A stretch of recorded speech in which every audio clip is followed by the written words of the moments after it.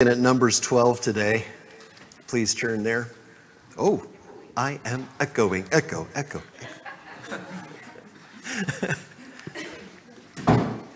Thank you. That was weird.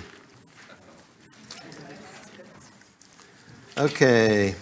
So a little bit of business here to take care of to begin with. I'd just like to talk to the LTC students especially.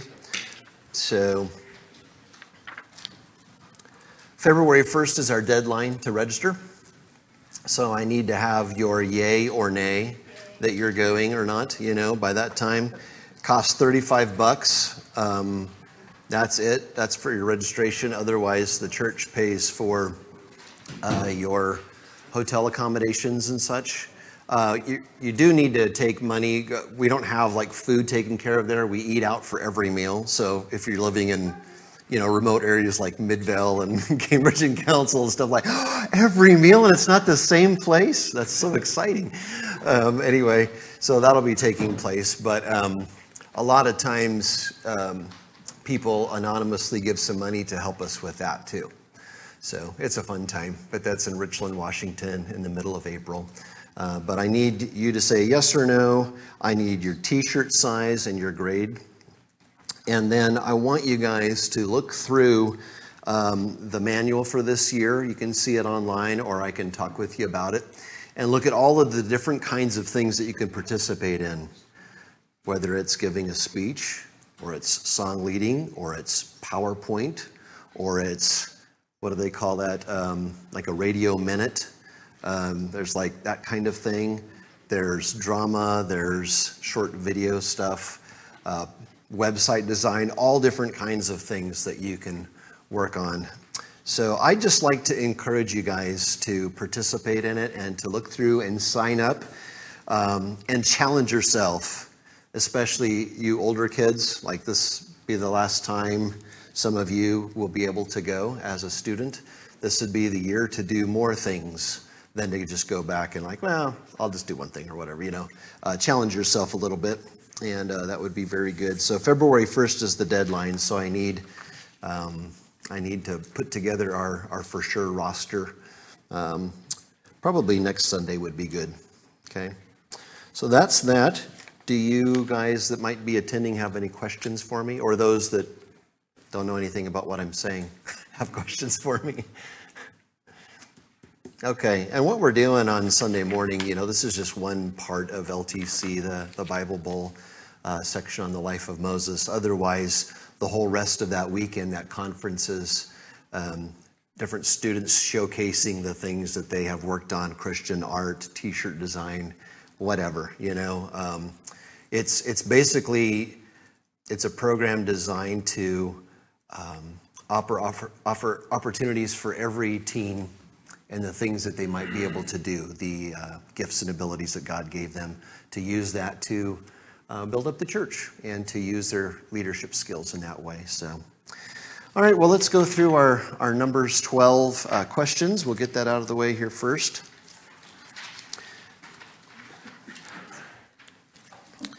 Okay, number 1, why did Miriam and Aaron begin to talk against Moses in the beginning of Numbers 12? That is C, because of his Cushite wife. Family reunions. Awkward. Number 2, who asked, has the Lord spoken only through Moses? That's B, Miriam and Aaron. Number 3, who was the most meek man on the face of the earth? That's B, Moses. Number 4, what 3 people did the Lord assemble at the tent of meeting in Numbers 12? That's A, Moses, Aaron, and Miriam. Number 5, how did the Lord come down before standing at the entrance of the tent of meeting? D, in a pillar cloud. 6, who did the Lord summon and speak to? That's B, Aaron and Miriam. Number 7, to whom did the Lord say that he reveals himself in visions? B, a prophet. 8, how did the Lord describe Moses in Numbers 12? That's A, faithful in all his house. And number 9, what does not describe the way the Lord spoke to Moses? C, in riddles. Number 10, whose skin was leprous when the cloud lifted from above the tent? That's D, Miriam's. Number 11, to what did Aaron compare his sister's appearance? A stillborn infant. Yeah, it is. And I said, A. I don't know why. Sorry. It is B, stillborn infant. That's why you read the letter and the answer. Number 12, who was confined outside the camp for 7 days? That's C, Miriam, correct? Okay. Number 13, where did the Israelites camp after leaving Hatzeroth? That is D, the wilderness of Paran. Okay. And I gave you guys Numbers 13 for next week. Did I get everybody? I don't think I got Scarlett. Scarlett, you need this for next week.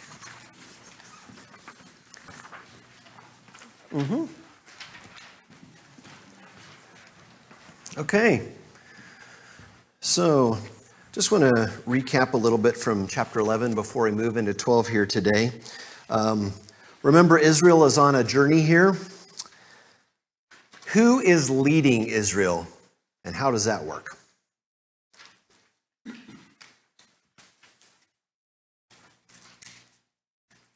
Who's leading Israel in the wilderness?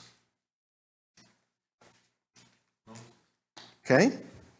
Got Moses leading. God, yeah, you put the two together, right? So what we looked at, especially with the silver trumpets, chapter 10 and chapter, it was like when the presence of God, comes up and moves away, then they know, okay, it's time for us to break camp. And we pack up the holy things from the tabernacle, and we pack up the tabernacle, we pack up all our stuff. They had their marching orders, how they do that, and then they would follow where God was leading them to the next place, right? And then they'd set up camp, and then his presence would come down again, right? So it is God leading the way, but it's Moses following him, Moses as their leader too, okay? So God's presence is in the cloud. As we prepare to read Numbers 12, let's put ourselves in Israel's sandals just for a moment here. It's been over a year and 3 months, according to Numbers 10, verse 11. I saw that. It's every once in a while, there's like some kind of note here telling us how long it's been. It's been over a year and 3 months since they left Egypt. Think about their living conditions and their sleeping conditions, okay? I can have a bad night in a nice hotel because the bed's not like my bed at home, right? We are used to comfort. But they were out in the wilderness here. What did they have for food and drink? Fairly limited diet too.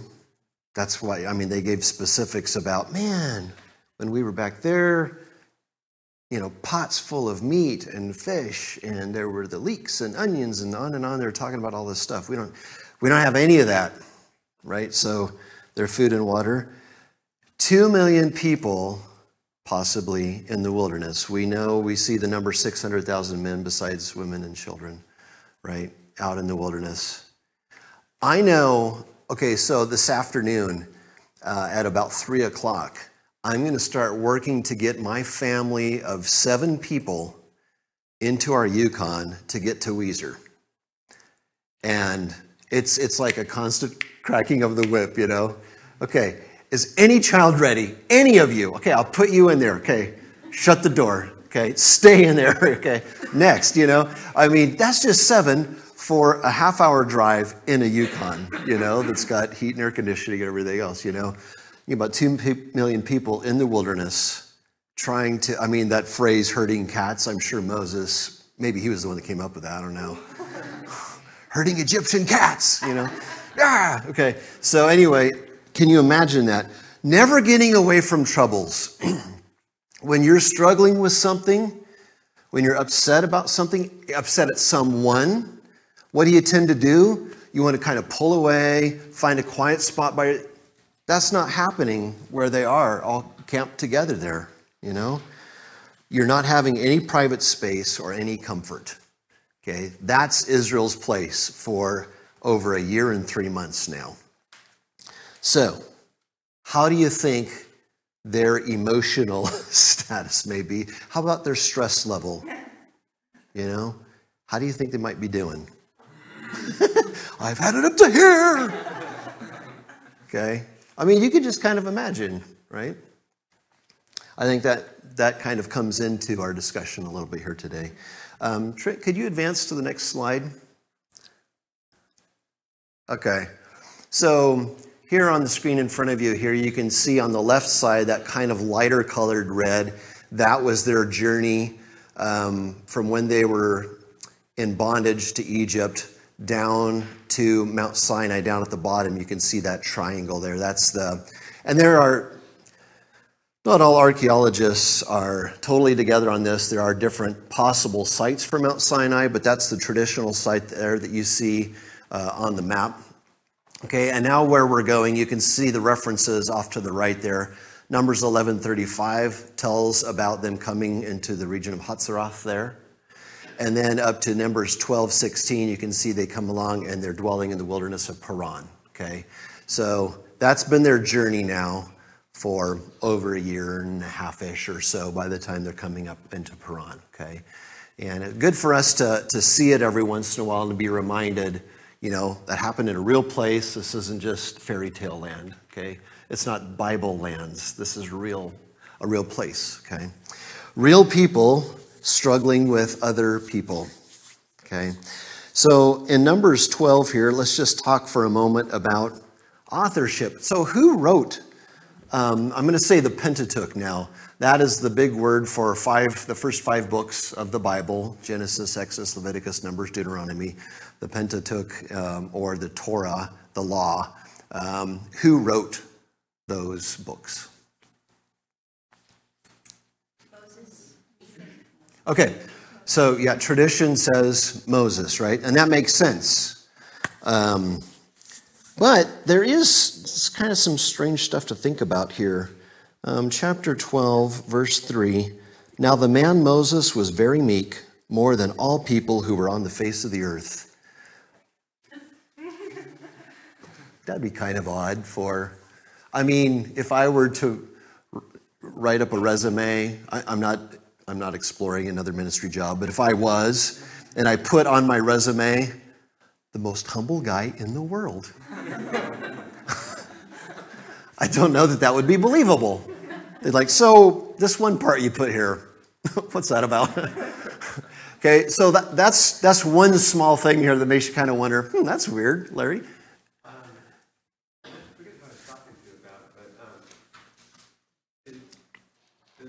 Although the tradition is Moses, there are unique points like you're talking about right there. Also, it would be written in the third person. Yeah. And then also Moses would have had to have been recording things as they move forward, because he doesn't get to make it into the promised land. Right. So it's likely that it was him and maybe one or more other people. Yeah. Also, but yeah. I don't know that we have any strong evidence for that. Right. Yeah, we don't. So there's a couple of main theories put forth about authorship, and I won't spend a lot of time on this, but I just want to mention it here because some may bring up a question like I just did here with verse 3. Well, if Moses wrote it, why would he write that, right?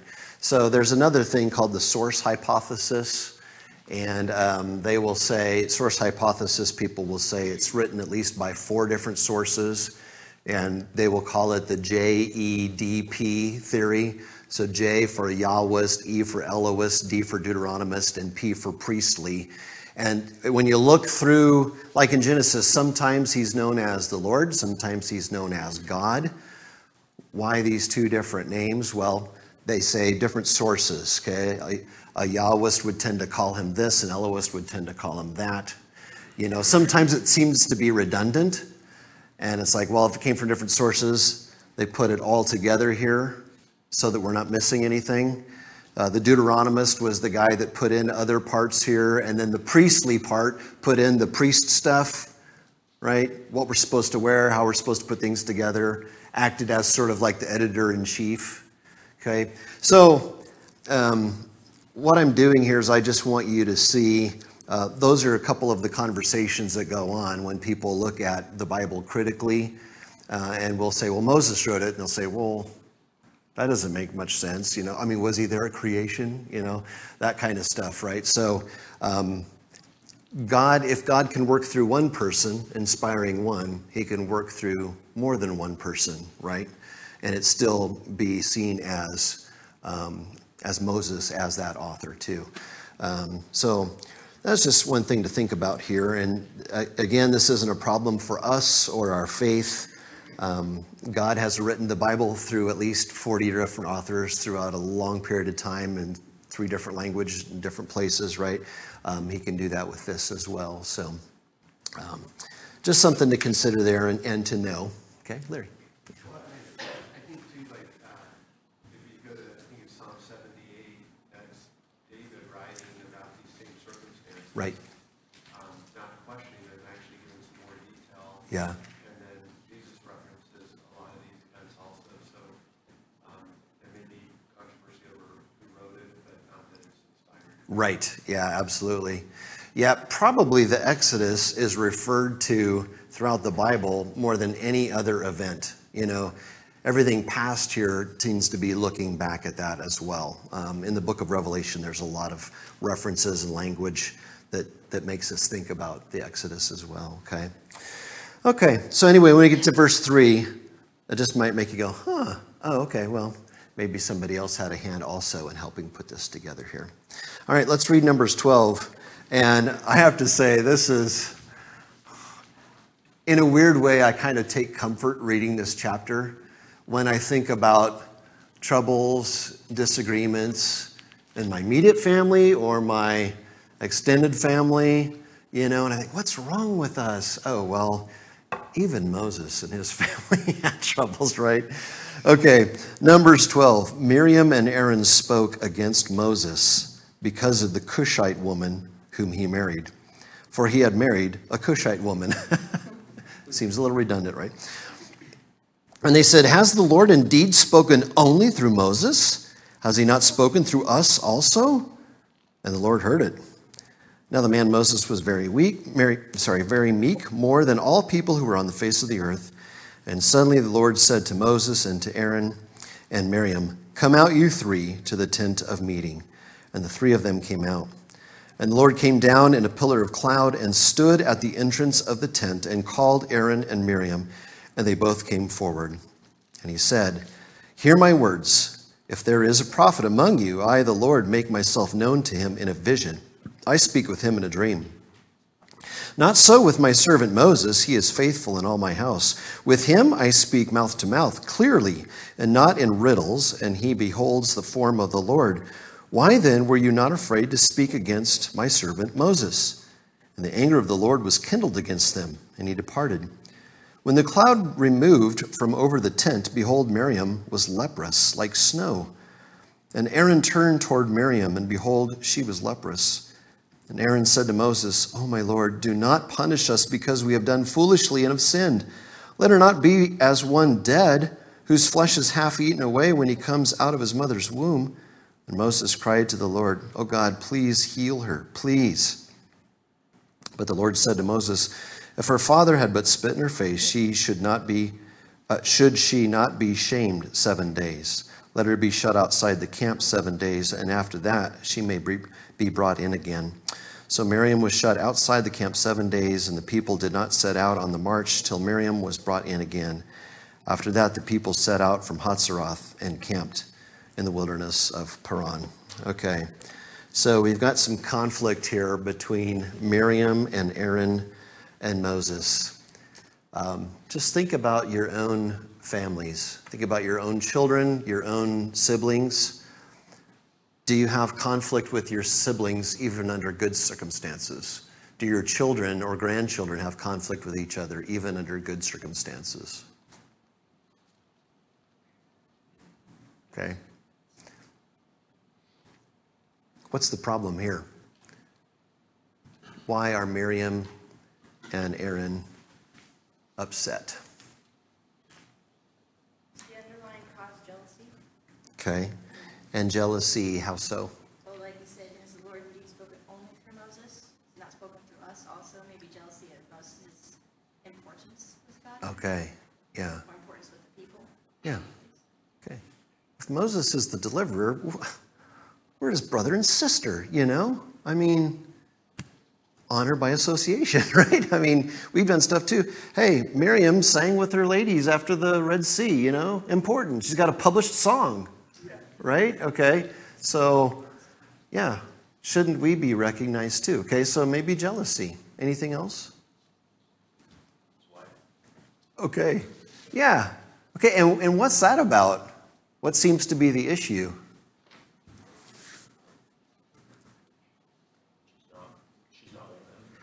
Okay, she's not an Israelite woman. She's a Cushite. Okay, she's not one of us. Okay, so that's going on. And we have to read between the lines too. You know, what was going on? Was there some personal conflict between Miriam and Zipporah? I don't know. Yeah, I have a question about that. Zipporah is Midianite. Is Midianite in the land of Cush? Descendant of Cush? Mm-hmm. No, it might be Moses' second wife. That's what I wondered about, because isn't Cush like Egyptian? Ethiopia. Really? Egypt was a descendant of Cush. Okay. Anyway, Yeah. some conflict there. Yeah, that could be conflict too. So we have some questions there, right? They're not really that important. No, I know, Because but the underlying, yeah. Well, yeah, that's more thing was the jealousy. yeah. Okay, we have jealousy. We've got some family dynamics going on here. They're upset at him here. What is God's response to this? How would you describe it? Yes, that's exactly what I mean, just look at the way it's written down here, right? Verse 4 says, suddenly the Lord said to Moses and Aaron and Miriam. It's kind of like, you know, kids are, they have the cookie jar down and they're digging through it, you know, and the parents, they're in the doorway watching this, you know, just watching them dig further and further. And then you go, hey, no, you know, cookies go flying, you know, and they're just scared to death, you know. That's the picture I get here. Suddenly, he said, all right, you three, Moses, Aaron, Miriam, come out, you three, to the tent of meeting. What's the tent of meeting? The woodshed. Oh, man. Come to the woodshed. Okay, so yeah. It's where punishment is meted out, right? What else would we say? The early version of the tabernacle?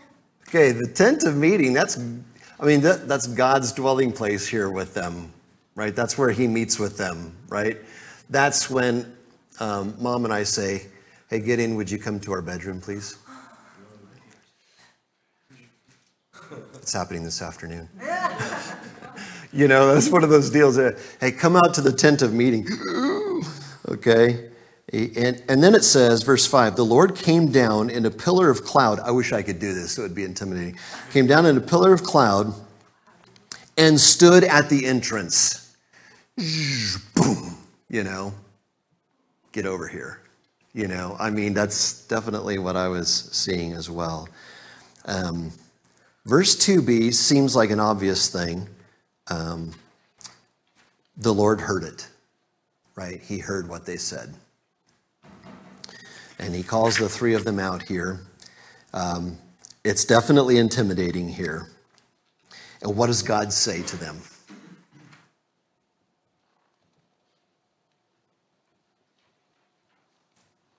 The prophets, I just talked to them in dreams and visions.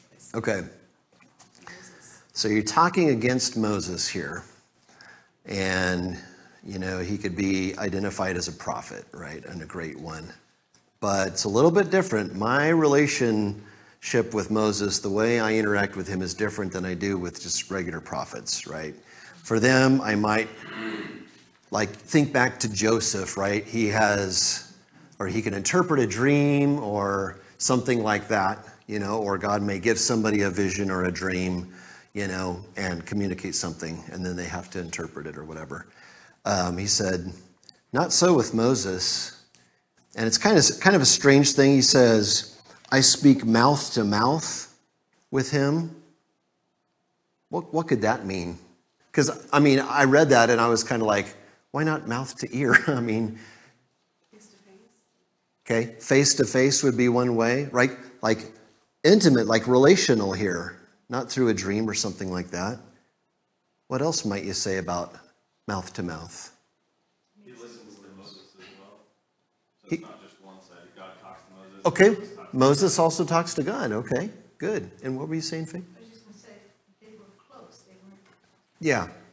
away from each other, that's what I was thinking. Okay, yeah. Okay, so yeah, close. Yeah, Drew? Is that like his way of saying Moses' words are my words? Yeah, I was thinking that too, right? Okay, yeah. So the words you hear from Moses, those are my words, right? I'm speaking through Moses to you. So I think all of these things are captured in that phrase here. Sorry, but Miriam's would be considered a prophetess, right? Mm-hmm. So he's saying, I don't speak face to face with prophets. Nope. Like you. Yep. do, Moses. Nobody else came up Mount Sinai to talk with me, just Moses multiple times. Okay. What else does he say? So that was one of the things.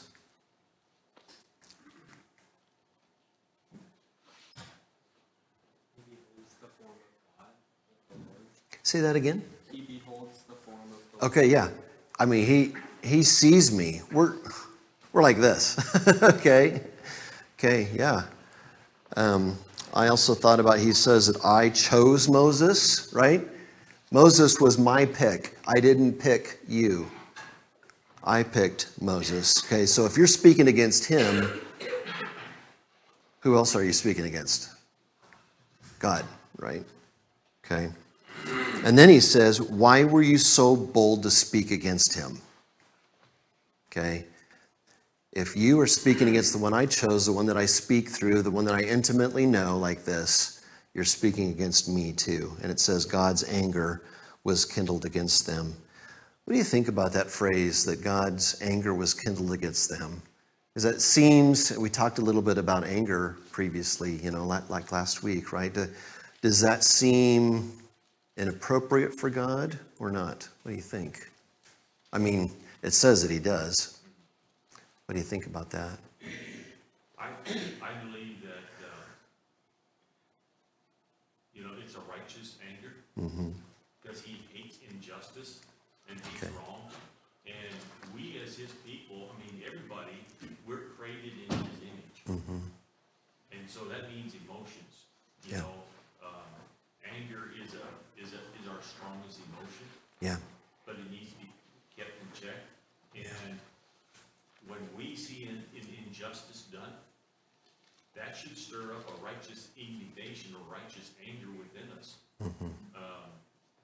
And God is just, here's his servant, someone that he has chosen, his son, like we are God's sons as born again. He's very protective.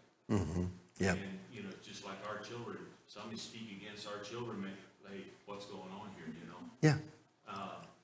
And David brings that out in Psalms 18. God has emotions like we do. Yeah. Okay. So when David cried out to him in his distress, in verse 7 it says, then the earth shook and trembled, and the foundations, also the hills, moved and were shaken because he was wroth. David cried, and his cry came to God's ear, and he's like, the enemy has attacked my son. He came down and just shook the earth and shot arrows at them, and Yeah. pieces flew. In the same way here, it's like, you're against my anointed, you're against my child. Yeah. Yeah. Okay. Very good. That was Psalm 18 that you quoted there. Okay. Good. Yeah. We can probably feel like that even towards one of our own children, if our own children is treating the other child unjustly, right? That can make us upset too, and rightly so, because someone's not being treated right, So, yeah, so God's anger is kindled against them. I will say this, though. What makes us upset is different than what makes God upset. I think we may have said this a little bit last week, though. The things that motivate God, the things that bring him to anger, are always righteous things and wicked things and selfless things. the things that I get irritated about or when I get crossed. You know, it's selfishly motivated stuff. But God's is always righteous, and it's usually about his will and about other people being taken advantage of, right? Or his own glory being defamed, right? That's different than the way I get angry. So, could Moses have been vengeful here?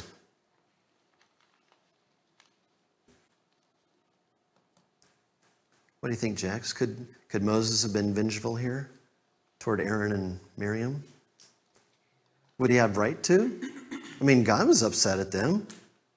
They talked against him. Yeah, definitely could have. Okay. Oh, but he's the most meek guy in the world. Had to be in the same chapter.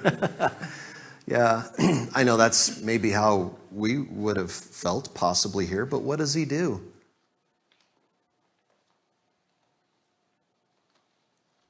Yeah, Eric. You know, since we started this back in Exodus, you got to remember now the Israelites been there for 400 years. This is all new to them. Okay. It's a learning process. Okay. So now the same with Aaron, as he's got a priesthood that's coming up. Mm-hmm. And so this is a learning moment for him. Okay. Because he's learning from God. God is telling him also by what Moses, Yeah. how his meekness and how he handles it is going to be reflected back on him, because you have the Aaronic priesthood, which comes up later. Okay. So you could say in a way it's a teaching moment. Okay. All right. Good. Thanks, Eric. Yeah. Okay. Yeah, Paul. I don't know, did Moses even hear what was going on? I don't know. Well, the three of them were called to the tent of meeting, right? But Yeah. when Miriam and Aaron said this, were they saying it to Moses? Okay. Or their family, and God heard this? God heard it. Suddenly, God said, hey, come out here. Yeah. Yeah. You need to talk. Okay. Did Moses even hear it? Yeah. I don't know. Yeah. What's going on? Yeah. Okay. But then when God speaks to them, he's like, hey, why would you say that? I guess, I don't know. Yeah. You're right, though. But I just love how, okay, first of all, what seems to be the punishment? Receive from Miriam. Leprosy for Miriam. Now, does anybody have awkward feelings about that? She shouldn't have been speaking against, God, God's man, and she's a woman. Mm-hmm. Yeah, that's not her place. So why did God strike her and not Aaron, though? I don't feel uncomfortable saying it is because she's a woman. She shouldn't be doing that. Okay. But also with Anybody? this, most brothers are sort of protective of their sisters, and so it might elicit an extra sense of guilt that, oh, look what we did to our sister. That's kind of what I was wondering about, too. Yeah, Drew? Verse 14, not really sure what that means, but it says something about her father spit in her face. Yeah. Maybe there's some cultural thing there. Way to go, Dad. Yeah. That part there, he's addressing if somebody is made unclean, they're put outside the camp for 7 days, and then they can be brought back in. And he was saying, look, if I just heal her and everything goes back to normal, hey, if her dad spit in her face, she would have been put outside for a week. So at least with this leprosy, she should be put outside the camp for a week. It's kind of, that's what it's equating, but it is weird. And that's kind of the same reaction I had. Like, if it happened to Aaron, bummer, but, I would feel differently about my sister than a brother getting this punishment. It's like, I don't know. That's my perspective here. And Moses and Aaron are both her brothers, right, that want to protect her, and she receives this punishment here. I don't know. Maybe Miriam was gossiping and talking about it a lot more than Aaron was, and Aaron's just kind of like, yeah, I don't know. That seems to be the way things went with Adam and Eve too. Adam certainly had his part that he played, and he didn't remind her of what God had said, and he just went right along with it. But maybe, and that's something we just don't know, okay? But so how did Moses respond to that punishment, though? What did Moses do?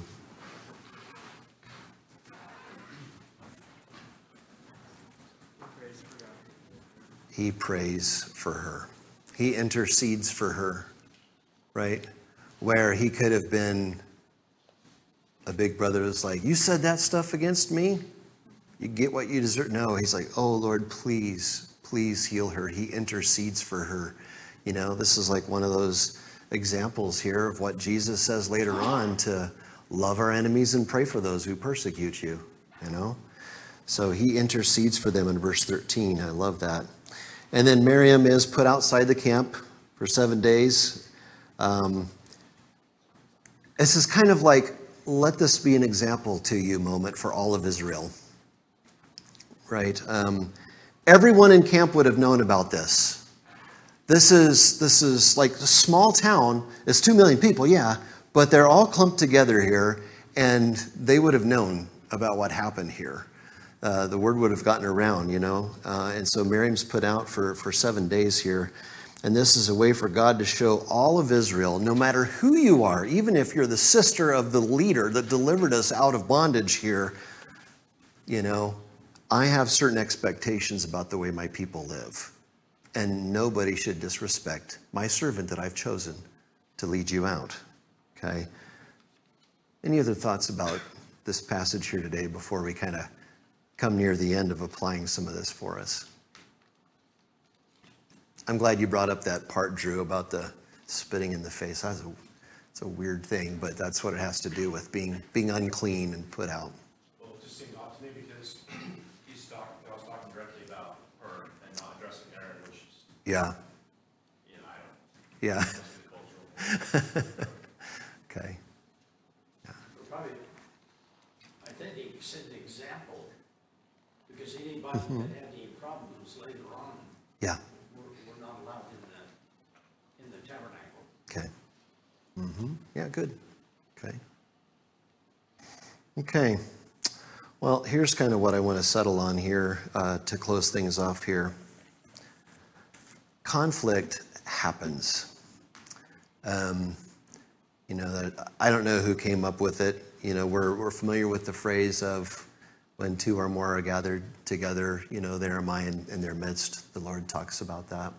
Then I've heard somebody say another side of that that's also a truism, where two or more gathered together, there's enough for a fight. You know, that humans get together, there is going to be conflict because we are not selflessly inclined. We are self-interest inclined. And we are sinners. So conflict is going to happen. And that happens with 2 million people out in the wilderness. It can happen with 70 people in a church. It can happen with less than that. What are some things that we can do to make sure that conflict happens less?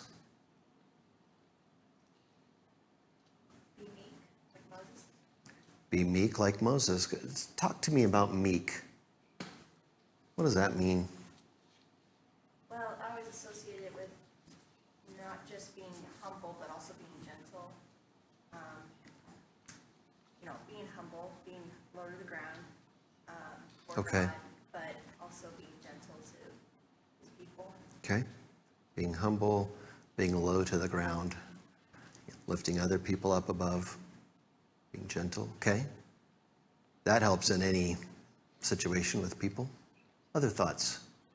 Yeah, Ryan? Communication and understanding. Okay. Communicate with each other and then try to understand, maybe having empathy for each other, you know. Putting yourself in another person's shoes is always a good way to do it. Listen to understand, not listen to how to respond. Okay, yeah. Well, yeah. Man, no, I don't need to get too autobiographical, but I was just thinking about that. That was a tendency that things used to go between my dad and I. when we would get into conflict about something, I would feel like he wasn't really listening to me, but he was ready. He was like ready to respond with what he was going to say before I even finished what I was saying, you know. We tend to be like that. We want to win the argument. A phrase I used to share with my older boys, I got from my seminary time, you know, try to win your brother, not win the argument, you know, and that's been something that I've thought about a lot through the years, but that changes the way we handle the communication. Yeah, Larry. I think it's interesting how God seems to choose sometimes the most unusual people to be the leaders. Some of those qualities are Yeah. meekness, Yeah. humbleness. That's how Jesus came here. He didn't say, hey, you know who I am? I know, yeah. He didn't carry me away, I guess. Jesus, meek and mild, that's my name. Same thing with David. He didn't, I mean, he seemed to just love God and Abraham. And so it seems like God's looking for something more than just the big macho leader that's my way to the highway. Yeah, good. There's a quality there. Yes, And maybe we should be meek ourselves. absolutely. Yeah, good, thank you. Yeah. Talked about, asking about should Moses, or Moses was vengeful. So, for us to keep in mind that vengeance isn't ours to take. But Yes. God's. But also knowing that you're in God's will. So Moses knows he's in God's will. It's a lot harder to be offended, and to let God sort things out. Okay. But that's not always easy, and we're not always right. But always being aware that we need to be in God's will and how we respond, and Yeah. how we're attacked, or Yeah, good, yeah. Leave room for God to sort that out. That's good. Okay, yeah. I don't know if this was a new thing or not, but back when I was managing people in a business, about every so often I would clean the toilets or mop the floors, and they would say, "Why are you doing this?" And I'd say, "Because there's nothing all that else you to do." And that seemed to make a really big impact as far as just the attitude. Yep. I am just a guy like you guys. I'll do that too. That's good. Yeah. Okay. Okay. I was thinking about Jesus' instruction for his disciples in Matthew 18 about dealing with conflict. And this isn't always, it's not a one-to-one thing, like this is exactly how you should do it, but I think Matthew 18 does give us some instruction in how to walk things through when we have conflict with others. So if you guys wanted to turn there, Matthew 18, verses 15 through 20, gives us kind of a precedent for how to deal with conflict. Matthew 18:15, if your brother sins against you, go and tell him his fault between you and him alone. If he listens to you, you have gained your brother.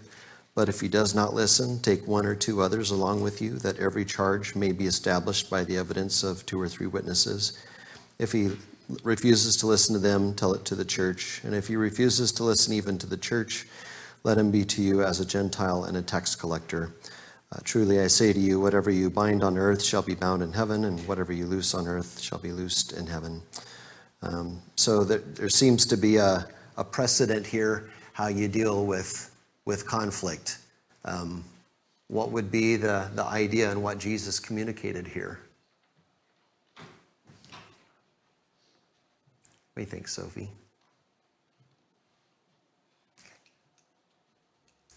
Should we, if I'm upset with what Eliana did, do I tell everybody else about it first? Jesus says, go talk to the person first, alone, right? Just the two of you. Try to work it out. And if it doesn't seem to get anywhere, then you can look for help outside of that, right? We tend to kind of go the other way, like, I'm upset about this and I'm going to gossip to my wife and to my friends and this and that, and then it gets blown up out of proportion, and there's so much more to fix. Instead, just talk to the person directly first, and then go from there, right? That's kind of the precedent Jesus is setting here. Then if you look on further from this, Matthew 18, verses 21 and 22 is connected with it. Peter came up and said to him, Lord, how often will my brother sin against me and I forgive him? As many as 7 times? Now, in Jewish thinking, the expectation was that you forgive him 3 times. And Peter says, 7 times? As if, I'm going to impress you now, Rabbi and teacher. As many as 7 times? What do you think? And he's ready for the holy, pat on the back. And Jesus is like, verse 22, I do not say to you 7 times, but 77 times, or 70 times 7, depending upon your translation. In other words, there's really not a limit to forgiveness. And aren't we thankful for that? Because God has forgiven me 70 times 7 times 70 times infinity, whatever, times. Right? So that's connected right with this here, is that we have to be ready to forgive because we are going to wrong each other. And we hope for repentance out of the person. That doesn't always happen, though. And sometimes you just have to forgive a person even if they ask for it or not. So that's connected, I think. And then right after that is another parable that seems to be connected, verses 23 through 25. This parable here where there's this guy that owed 10,000 talents to somebody, and he couldn't pay, and the master was ready to have him sold, and the servant falls on his knees in verse 26 and says, have patience with me, I'll pay you everything. In verse 27, out of pity for him, the master of the servant released him and forgave him the debt. But when that same servant went out, he found one of his fellow servants who owed him 100 denarii, not nearly the same amount. Seizing him, began to choke him, saying, pay me what you owe. So his fellow servant fell down and pleaded with him, have patience with me, I will pay you. Same words he said. He refused, verse 30, and went and put him in prison until he should pay the debt. Okay, and when the master finds out about it, he says, you wicked servant, I forgave you this amount. Couldn't you have forgiven this little amount? You've been given mercy. You should have been merciful. But since you're not, then it says, and in anger his master delivered him to the jailers until he should pay all the debt. And so to me, this all hangs together here in dealing with conflict, as we need to be ready to be forgiving. And Jesus seems to say there's no limit to that because you have been forgiven much. Time and time again, you should be forgiving and merciful as well. And that's a wonderful thing to help in times of conflict. Okay, any other thoughts here on this today? Yeah, Paul? I did have a thought on going to your brother that has trespassed against you. Okay, yeah. What is it within us that wants to tell everybody else before going to him? Isn't it you gather support, put him down, Yeah. Yeah. Yeah. Lift yourself up. Absolutely, yeah. God wants us to see him, to love him just like ourselves. Yeah. Mm-hmm. And have that attitude toward it.